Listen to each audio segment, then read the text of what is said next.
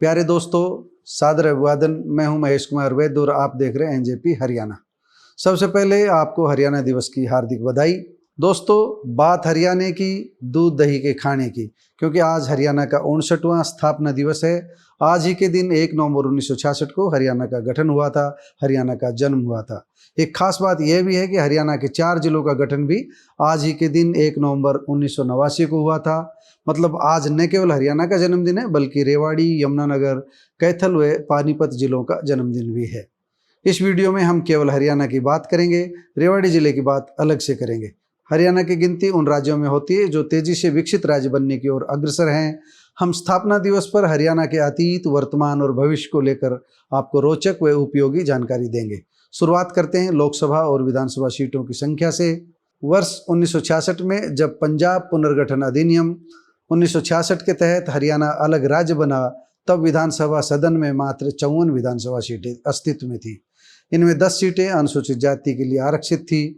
वर्ष 1967 में हुए विधानसभा चुनाव में इन सीटों की संख्या बढ़कर 81 हो गई।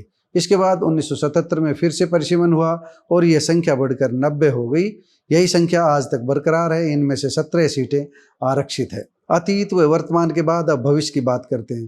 दोस्तों, भविष्य में नया परिसीमन वर्ष 2026 में प्रस्तावित है। ऐसा माना जा रहा है कि हरियाणा में 2029 के विधानसभा चुनाव इसी परिसीमन के आधार पर होंगे और कम से कम 126 विधानसभा सीटें हो जाएगी। इसी तरह लोकसभा सीटों की संख्या 10 से बढ़कर 14 होने की संभावना है। अब जिलों की बात करते हैं। हरियाणा में इस समय 22 जिले हैं। सबसे अंत में ओम प्रकाश धनखड़ की अध्यक्षता वाली कैबिनेट सब कमेटी की सिफारिश पर दादरी को 22वां जिला बनाया गया था। तब बाद में कोई नया जिला बना नहीं है। हालांकि सब कमेटी ने हांसी और गोहाना को भी जिला बनाने की सिफारिश की थी, लेकिन अभी इसकी बात नहीं बन पाई है। इसके बाद तो दुष्यंत चौटाला के अध्यक्षता में एक कमेटी गठित हो चुकी है, उसकी सिफारिश भी अभी कागजों में बंद है। आज सीएम नायब सैनी गोहाना में ही हैं। संभव है गोहाना की मुराद आज भी पूरी हो जाए, लेकिन यह तय है कि अब अधिक समय इस काम में नहीं लगेगा। नायब सैनी बाद में भी इसकी किसी समय घोषणा कर सकते हैं। इसके अलावा नायब सरकार भविष्य में हांसी, असंध, डबवाली और मानेसर को भी जिला बना सकती है। मुख्यमंत्री नायब सैनी ने 4 माह पूर्व कबीर जयंती पर गोहाना में आयोजित जनसभा में गोहाना को जिला बनाने के बारे में ठोस बात कही थी।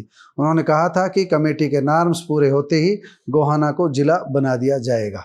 इसकी घोषणा अब किसी भी समय हो सकती है। अतीत की बात करें तो हरियाणा गठन के समय यहाँ पर केवल 7 जिले थे।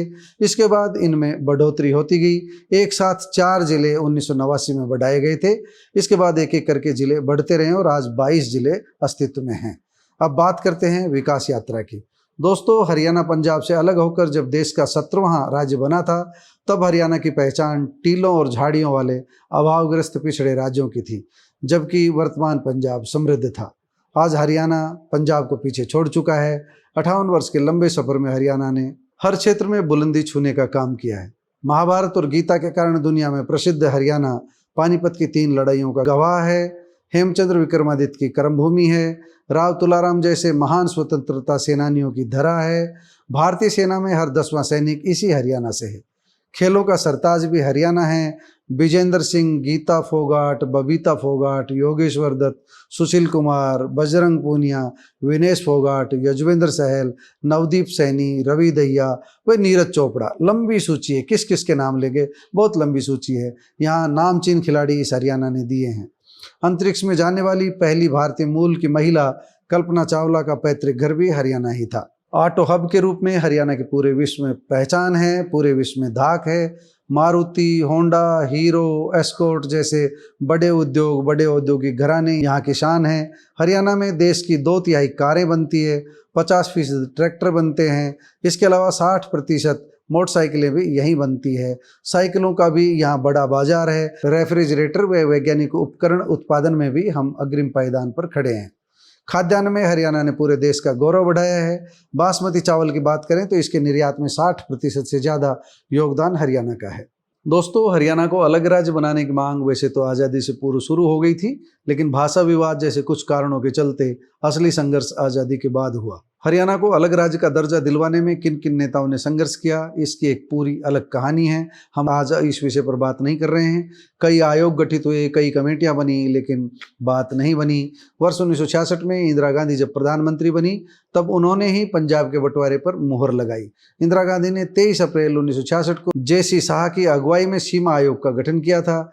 इस आयोग ने 31 मई 1966 को अपनी रिपोर्ट सरकार को सौंपी थी। इसी के आधार पर 3 सितंबर 1966 को तत्कालीन गृह मंत्री गुलजारी लाल नंदा ने पंजाब पुनर्गठन बिल लोकसभा में पेश किया था। इस बिल के अनुसार हरियाणा और पंजाब का एक ही उच्च न्यायालय रखने और चंडीगढ़ को दोनों राज्यों की संयुक्त राजधानी रखने पर सहमति हुई। 7 सितंबर 1966 को पंजाब पुनर्गठन बिल लोकसभा में पास हुआ और 18 सितंबर 1966 को तत्कालीन राष्ट्रपति ने इस बिल पर मुहर लगा दी। इस तरह 1 नवंबर 1966 को हरियाणा अलग राज्य बना। दोस्तों, हरियाणा की आबादी लगभग 3 करोड़ है। पूरे देश में GST कलेक्शन की बात करें तो हम 6ठे नंबर पर हैं। हरियाणा देश का ऐसा पहला राज्य है जहां सबसे पहले हर गांव तक बिजली पहुंची थी। इसका श्रेय इंदिरा गांधी व बंसीलाल को दिया जाता है। लेकिन हरियाणा के विकास में चौधरी बंसीलाल के अलावा भूपेंद्र सिंह हुड्डा, ओम प्रकाश चौटाला, चौधरी भजन लाल व मनोहर लाल सहित तमाम मुख्यमंत्रियों का अहम योगदान रहा है। उनके योगदान पर पूरी पुस्तक प्रकाशित की जा सकती है। दोस्तों, दैनिक जागरण में प्रकाशित एक रिपोर्ट के अनुसार हरियाणा गठन के समय यहाँ प्रति व्यक्ति आय मात्र 608 रुपये थी, जबकि अब यह आय बढ़कर प्रति व्यक्ति 3,25,759 रुपये हो चुकी है। हमारा निर्यात 1966 में मात्र 4.5 करोड़ का था, जबकि अब हम 2,59,885 करोड़ रुपए का निर्यात करते हैं। खाद्यान्न उत्पादन में हम बहुत आगे हैं। वर्ष 1966 में हम केवल 25.92 लाख टन खाद्यान्न पैदा करते थे, जबकि अब हमारी पैदावार 198 लाख टन पार पहुंच चुकी है। जब हरियाणा बना तब हमारे पास 45 कॉलेज थे, अब 367 कॉलेज हो चुके हैं। तब हमारे पास एक विश्वविद्यालय था, जबकि अब 39 विश्वविद्यालय हो गए हैं। तब हमारे पास मात्र एक मेडिकल कॉलेज ही था, जबकि आज 16 मेडिकल कॉलेज बन चुके हैं। तब पक्की सड़कों की लंबाई मात्र 5,100 किलोमीटर थी, जबकि आज 31,438 किलोमीटर लंबी सड़कें हो चुकी है। हाईवेज का जाल बिछ चुका है, रेलवे लाइनों का विस्तार हो चुका है। हालांकि दक्षिण हरियाणा आज भी उसी तरह पानी का संकट झेल रहा है जिस तरह कभी पंजाब के समय हरियाणा ऐसा संकट झेलता था। परंतु हरियाणा गठन के बाद उत्तरी हरियाणा में जो रौनक आई, पानी के कारण खेती में जितनी तरक्की हुई, उतनी दक्षिण हरियाणा के किसानों के यहाँ तरक्की नहीं हुई। लेकिन गुरुग्राम, फरीदाबाद व रेवाड़ी जैसे औद्योगिक जिले अपने बल पर राजस्व जुटाने में उत्तरी हरियाणा को काफ़ी पीछे छोड़ चुके हैं। यहाँ औद्योगिक क्रांति आ चुकी है। महेंद्रगढ़ जैसा पिछड़ा जिला भी अब सड़क तंत्र विकसित होने से अग्रिम पंक्ति में आने लग गया है। लेकिन मेवात का अंधेरा अभी नहीं छटा है। ये पूरे हरियाणा के लिए चिंता की बात है। ये सच है कि गर्भ में बेटियों को मारने का पाप कम हुआ है और मेवात इस मामले में हरियाणा के दूसरे जिलों को आईना दिखा रहा है। लेकिन लिंगानुपात में गौरव बढ़ाने वाला मेवात यानी नूंह जिला अन्य मामलों में काफ़ी पीछे है। लिंगानुपात की बात करें तो बेटी बचाओ बेटी पढ़ाओ अभियान से काफ़ी इस मामले में सुधार हुआ है, लेकिन हरियाणा अभी भी इस मामले में दूसरे कुछ राज्यों की तुलना में काफ़ी पीछे है। दोस्तों, हरियाणा को लेकर आपको हमारी ये रिपोर्ट कैसी लगी, कमेंट बॉक्स में जाकर बताइएगा ज़रूर। नमस्कार, धन्यवाद।